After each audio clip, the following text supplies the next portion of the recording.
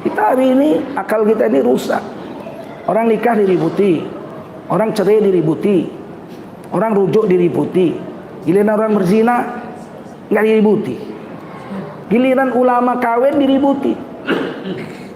Ini adinda saya, Ustadz Abdul Somad nikah.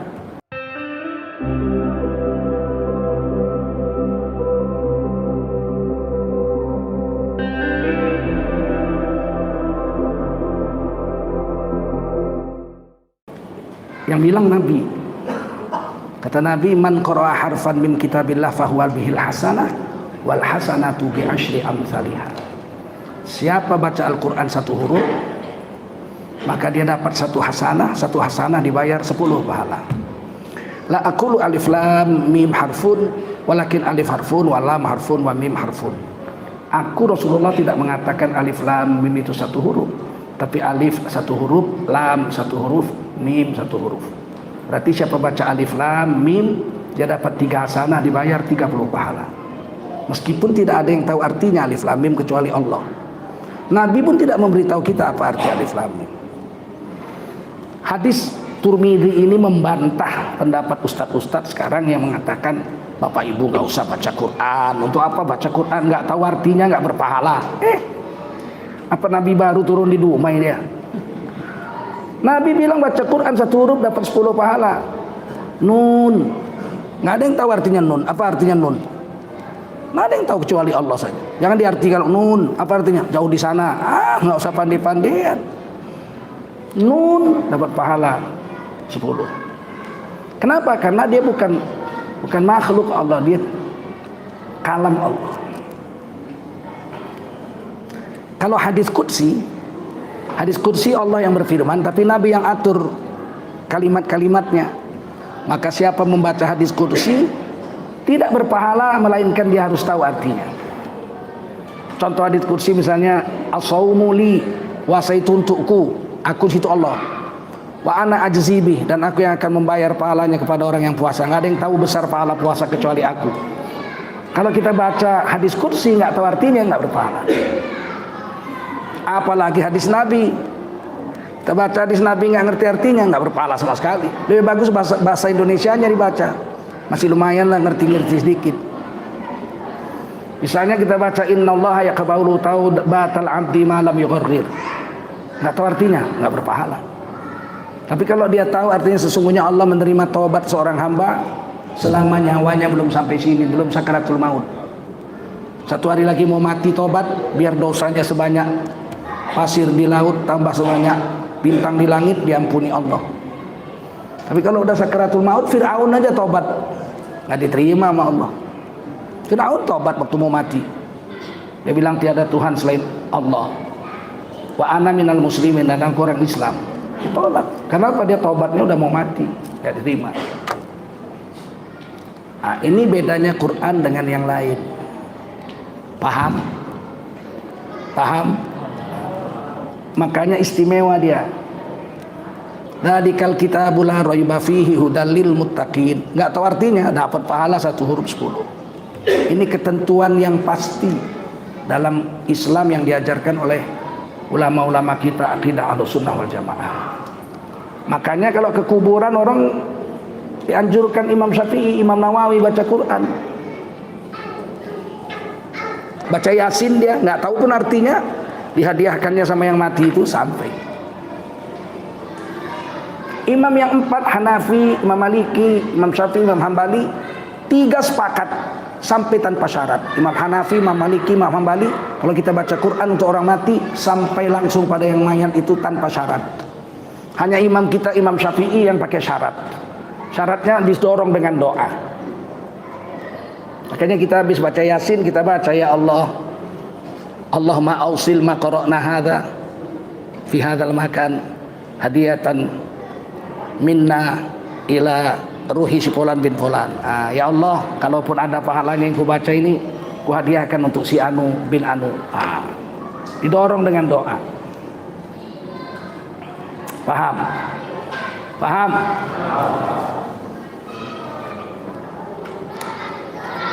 Al-Quran ini selain kalam Allah, dia furqan. membedakan yang hak dengan yang batil. Kalau Quran sudah bilang tidak boleh, nggak usah dicari-cari jalannya lagi supaya boleh. Kita yang harus ikut aturan Quran, jangan Quran yang kita ikut aturan kita. Sekarang Quran dibikin kayak rumah sewa, cocok masuk, nggak cocok pergi. Kita yang harus tunduk dengan aturan Quran.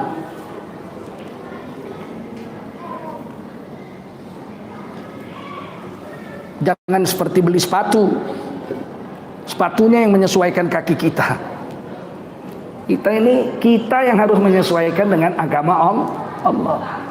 Kalau Allah bilang haram, haram lah. Kalau Allah bilang makruh, makruh. Kalau Rasulullah bilang haram, haram. Kalau Rasulullah bilang makruh, makruh. Ma atakum rasul fakhudhu. Apa yang didatangkan Nabi, pegang. Wa ma nahakum anhu fantahu. Yang dilarang Nabi, tinggalkan. Tidak ada alasan untuk mengubah Quran itu. Itu ayat Quran. Ada satu orang ulama ditanya sama muridnya, apakah ada Al-Quran melarang bencong? Oh, ada. Mana? Itu.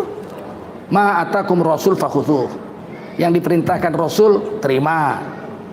Wa ma nahakum anhu fantahu. Yang dilarang Nabi, tinggalkan. Bencong itu dilarang Nabi apa enggak? Hah? Dilarang enggak? Ada bencong gini. Ini sekarang aneh. Bencong dibela. Bencong dibela. Menteri Agama yang kemarin itu bilang apa? Bencong-bencong itu, mereka itu punya hak asasi, harus dirangkul. Ini. Kaulah ngerangkulnya, aku nggak berani aku. Bencong kok dirangkul. Giliran ulama kawin diributi. Ini adinda saya, Ustadz Abdul Somad nikah. Gadis 19 tahun diributi. Ustadz Abdul Somad 44. Udah tua 44 ngambil gadis umur 19. Ya Nabi umur 51 ngambil Siti Aisyah di bawah umur 10 tahun. Berani mengatakan Nabi jahat. Kita hari ini, akal kita ini rusak. Orang nikah diributi, orang cerai diributi, orang rujuk diributi. Giliran orang berzina nggak diributi. Kan berarti otaknya udah nggak ikut Quran. Betul? Nikah itu perintah Allah. Fankihu ma tabalakum minan nisa'i mathna wa thulatha wa ruba' fa in khiftum alla ta'dilu fawahida. Nikah 2, 3, 4 perempuan yang sanggup layak untuk dinikahi. Kalau nggak sanggup berbuat adil, satu lebih baik. Nah, nikah itu perintah Allah, perintah Nabi. Nikahu sunnati faman lam ya'mal bi sunnati falaisa minni. Nikah itu sunnahku.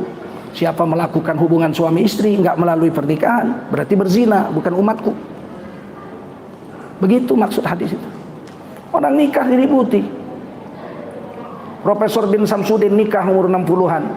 Udah 60 kok nikah. Terus siapa yang ngurus dia kalau dia nggak kawin? Coba. Hah?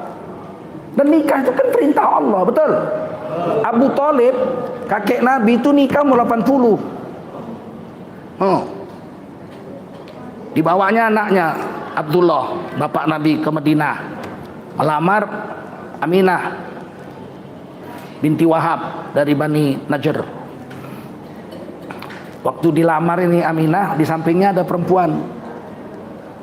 Biasalah kalau orang Medan bilang itu pendamping, pandongan. Kalau pengantin kan ada pendampingnya. Abdul Muthalib nanya, kamu siapa? Saya sepupunya Aminah. Udah kawin? Belum. Mau kawin sama saya? Ditengok perempuan ini, Abdul Muthalib gagah, tinggi besar, gagah, ganteng. Mau katanya. Jadi Abdullah kawin dengan Aminah, Abdul Muthalib kawin dengan Hannah. Pulang sama-sama bawa istri, sama-sama hamil, sama-sama melahirkan. Beda hari aja. Makanya Nabi dengan Sayyidina Hamzah itu akrab. Memang seumur, sepermainan. Paham? Satu susuan.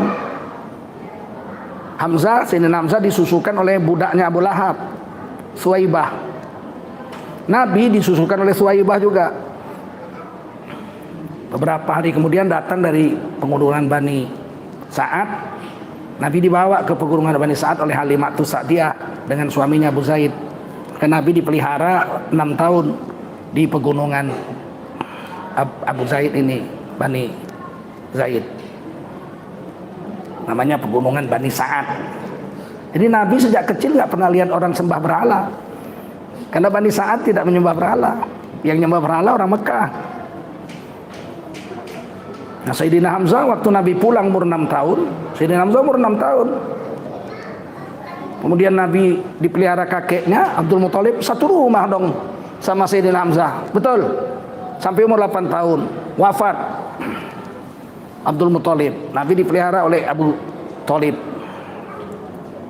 Umur 8 tahun menggembala kambing Nabi. Dapat duit kasih sama Abu Thalib untuk ngasih makan anak-anak aja banyak. Abu Thalib miskin. Sehingga tumbuhnya seumur. Sehingga ketika Nabi dipukul oleh Abu Jahal, disiksa oleh Abu Jahal,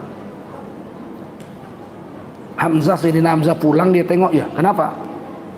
Tadi keponakanmu dihina, dikasih tai unta segala macam, sedang sholat di Ka'bah. Siapa yang bikin? Abu Jahal. Datang dia ke Ka'bah. Abu Jahal lagi ngobrol-ngobrol, dipukul pakai gendewa panah, bocor kepalanya. Kau kalau mau berani sama saya, jangan sama ponakan saya. Sama saya kau kalau berani. Biar kau tahu ya, saya sudah ikut agamanya ponakan saya. Padahal belum waktu itu. Sekali lagi kau ganggu ponakanku, hilang nyawamu ku bikin. Kenapa begitu sayangnya? Memang seumur, satu susuan, sepermainan. Berapa umur Abdul Muthalib waktu kawin sama ibunya Sayyidina Hamzah? Umur 80. Din Samsudin umur 60 nikah kok diributi. Kenapa? Nabi Muhammad umur 63 nikah. Waktu haji terakhir, haji wada, nikah. Umur 63. Kok diributi? Karena kita hari ini dirusak akal kita ini oleh orang-orang anti-Islam. Orang nikah dihina, orang cerai diributi. Ustadz kok cerai, harus dibina itu istrinya. Banyak kali ceritamu. Nabi Ismail juga cerai kok. Nabi Ismail cerai, disuruh Nabi Ibrahim ceraikan istrimu. Nabi Muhammad pernah cerai dalam kitab Kifayatul Akhyar. Diceraikan Nabi Muhammad istri Nabi Hafsah binti Umar bin Khattab. Berapa lama kemudian dirujui. Pernah nikah, pernah cerai, pernah rujuk, pernah Rasulullah Muhammad SAW. Dan itulah kelebihan Islam. Ada di Quran. Cerai itu 2 kali. Kali ketiga udah nggak bisa rujuk. Kenapa kita hina Quran? Dan itu kelebihan Islam. Ada agama di dunia ini, pendetanya nggak boleh kawin, umatnya nggak boleh cerai. Waduh, kawin boleh tapi nggak boleh cerai. Hajablah. Kalau kita boleh cerai, kita pulang kerja, buka kamar, ya istri kita sedang gencet sama laki-laki, nggak pakai baju. Ada apa ini? Istri kita bilang, ngetes bang, mana lebih hebat abang atau dia, katanya. Terus kita zikir, Astaghfirullah Rabbal Baro, ya begitu. Kambingnya itu. Ceraikan binimu itu. Dah kau sama dia aja, gak usah sama aku lagi. Begitu. Kalau enggak kita laki-laki dayus. Laki-laki dayus tidak cemburu dengan istrinya berzina. Jangankan masuk surga kata Nabi, mencium bau surga pun nggak bisa. Padahal bau surga itu bisa dicium 500 tahun perjalanan belum sampai surga, sudah dicium baunya, harumnya. Orang yang tidak cemburu dengan istrinya, jangankan masuk surga, cium harum surga nggak bisa. Justru tercerai, rujuk, nikah itu adalah syariat Islam. Harus kita bela itu. Kok malah kita caci maki, ikut-ikutan kita orang Islam menghinanya. Yang paling tahu urusan rumah tangga orang itu sendiri. Betul? Betul? Asal tidak melanggar syariat Islam, silakan. Jangan gara-gara perasaan orang yang menjalankan syariat Islam kita ejek-ejek. Islam ini bukan perasaan, Islam ini hukum Allah. Betul? Al-halalu bayyin wal haramu bayyin. Yang halal jelas dalam Islam, yang haram jelas dalam Islam. Tidak ada abu-abu, samar-samar itu tidak ada dalam Islam. Nah, inilah gunanya kita memperingati nuzul Quran itu. Coba tundukkan selera kita itu dengan Quran.